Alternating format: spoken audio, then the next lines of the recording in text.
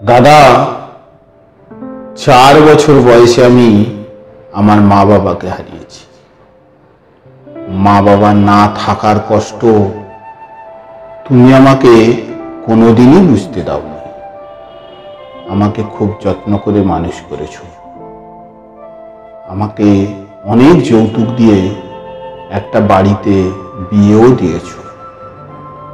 কিন্তু আমার দুর্ভাগ্য, আমার স্বামী অনেক অর্থলোভী। এই অর্থলোভী মানুষের চাপে আমি অনেকবার তোমার থেকে অনেক টাকা নিয়ে এসেছি। তুমি সব কিছু বুঝেও আমার সুখের জন্য মুখ বুজে সব সহ্য করে গেছো। কিন্তু আজ আমি এই অর্থলোভী মানুষটির অত্যাচার আর সহ্য করতে পারছি না। তাই আমি আজ এই দুনিয়া থেকে বিদায় নিলাম। পারলে তুমি ছোট বোনটিকে ক্ষমা করে দিও।